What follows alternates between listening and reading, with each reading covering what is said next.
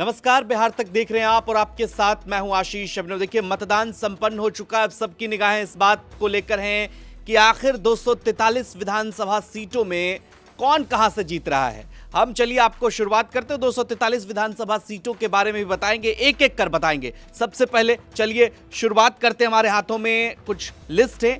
Saharsa seat की बात कर लेते हैं। यहां से आलोक रंजन, आईपी गुप्ता और किशोर कुमार। हम जो प्रत्याशी की बात कर रहे हैं ऐसे समझिए एनडीए, महागठबंधन और जनसुराज के बारे में। किसका पलड़ा भारी, अब यह सवाल खत्म हो चुका है। कौन जीत रहा है, परिणाम 14 तारीख को आएंगे। लेकिन उससे पहले जो इनपुट हमारे न्यूज रूम तक पहुंचा है, हमारे संवाददाता के जरिए या वरिष्ठ पत्रकारों के राय के जरिए, उसके जरिए हम समझने की कोशिश करेंगे। सबसे पहले सहरसा सीट की बात कर लेते हैं।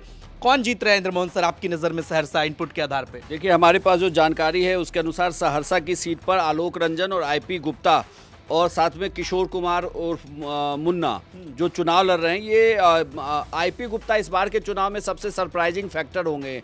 आईपी गुप्ता ने एक अपनी पार्टी बनाई है, इंडियन इंक्लूसिव पार्टी IIP, जिसके जरिए उन्हें 3 सीटों पर उम्मीदवार उतारा है, जिसमें से एक वो खुद चुनाव लड़ रहे हैं सहरसा की सीट पर।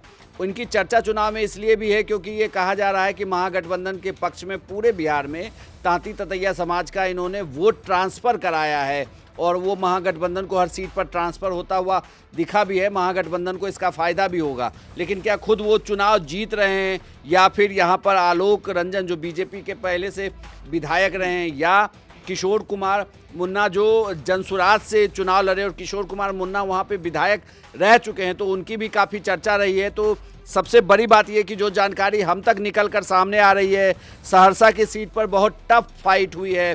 किशोर कुमार मुन्ना ने वोट काटा है और नुकसान जो है यहाँ पर ये कहा जा रहा है कि आईपी गुप्ता को हो सकता है और बीजेपी के पास बने जनसुराज के चुनाव लड़ने से आईपी गुप्ता को नुकसान होगा और सहरसा में आलोक रंजन फिर से एक बार चुनाव जीत सकते हैं। लेकिन बहुत कांटे की टक्कर होगी। यहाँ आईपी गुप्ता लगातार वहाँ चुनाव प्रचार करते रहे रात भर। जो नाराज़ थे गांव वाले, उन सब से उन्होंने मुलाकात की। हालांकि आलोक रंजन को लेकर भी बहुत अच्छे फीडबैक नहीं थे, लेकिन चुनाव जो कहा जाता है कि चुनाव प्रबंधन काफ़ी शानदार रहा। आईपी गुप्ता ने भी उसको बहुत अच्छे से लड़ा है। लेकिन यहाँ जनसुराज से जिसे नुकसान हो रहा है वो कहा जा रहा है कि आईपी गुप्ता हैं। तो आईपी गुप्ता बहुत क्लोज फाइट होगी, लेकिन वो चुनाव में पिछड़ सकते हैं और आलोक रंजन को यहाँ बढ़त मिल सकती है। तो चलिए, आपके हिसाब से जो यहाँ पर बीजेपी का आपने खाता खोला, आलोक रंजन एक बार फिर से आप यहाँ पर चुनाव जीतते नजर आ रहे हैं। हालांकि फाइट टफ है।